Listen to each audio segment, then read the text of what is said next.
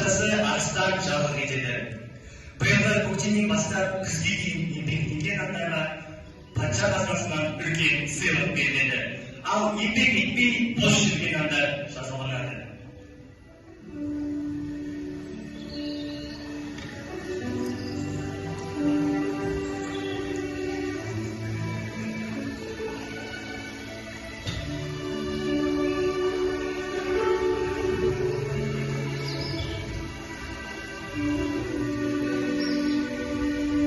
Шаруаға амал жазып қойып еңбек етіп, жер жыртып, егін егіп, өз әлдетінше астығын тамасына асыстарын тойған.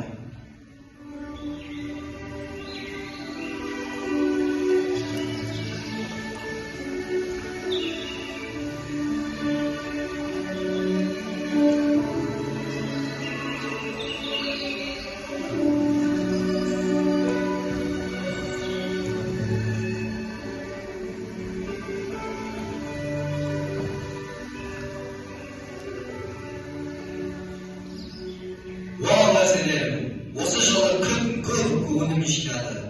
Күн көп қамбаға өндіріс әкелді. Баяндаңыздар. Тақсыр бәрі сіздің астық қорыңызға астық салды. Солардың ішінде қояндар қауымы өте мол жүзімдерді артық әкелді. Бәрекелді. Ендеше қояндарға арналған сыйлығыңызды алып келіңдер.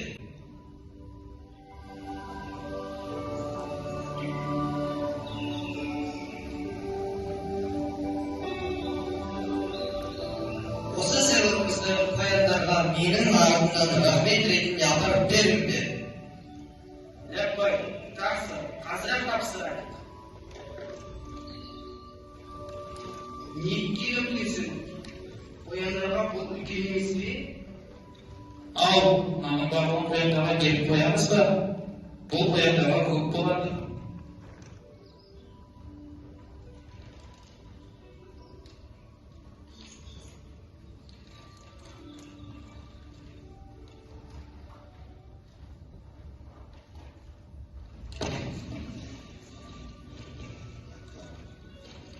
Қояндарға бұл да үлкен шығар.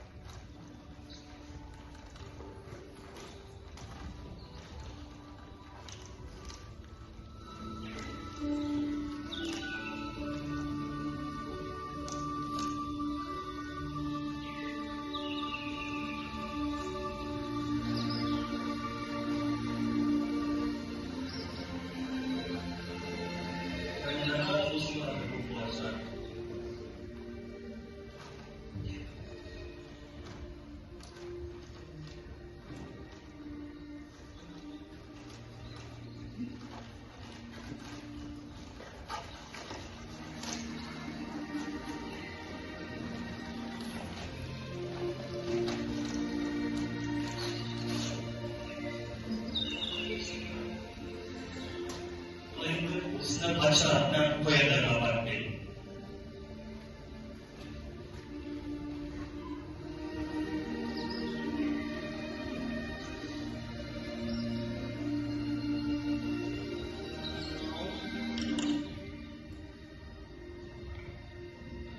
Onda kim сияқты ғой.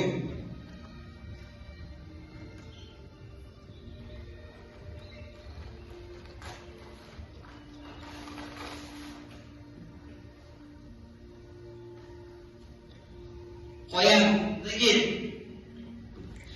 Мынау саған арбатшасы арыстан сенің жаз бойы еңбек үшін саған сыйақы.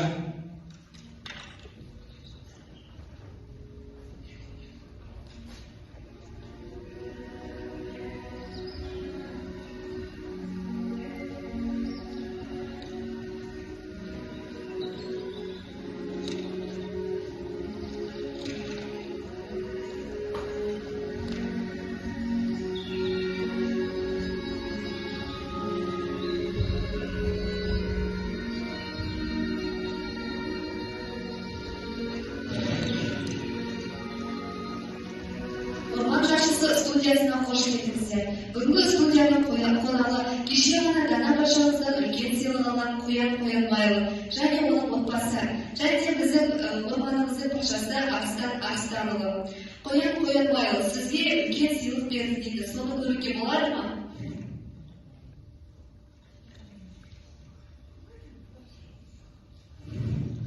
Патшамызға мынау осындай біздің еңбегімізді бағалағанына. Құрметті әділет жанашырларына патшамыз, мына сыйлық үшін алғысым шексіз.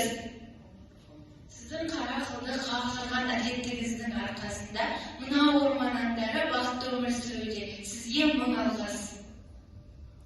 Koyunmaylı, сізге ешкім көтере алмайтын үлкен сыйлық берді дейді. Соны көрсетсеңіз болады ма?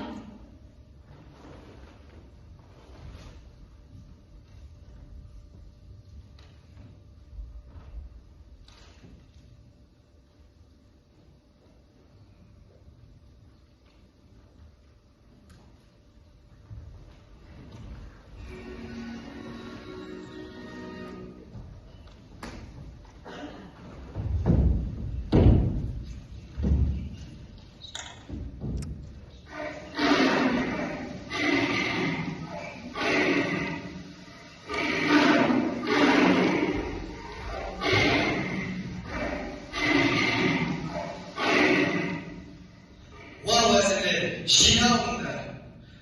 Кім менің жарлығымды бұзған, кім менің қоянға берген талымдамашымды шығарған? Тақсыр, мен көргенде сәбіз өзі осындай болды. Патшам, бұл сәбіз өзі сөніп қалған шығар. Мен қарағанда сәбіз осындай болды. Мен білмеймін. Менің жарлығымды ол сендер бұзған, жемқорлар, менің орманымда көздеріңді құртыңдар.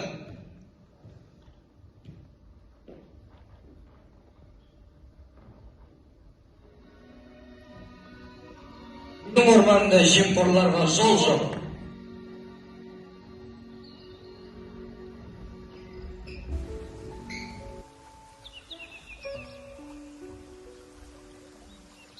Мен бұл патшалықты жемқорлықты жоямын.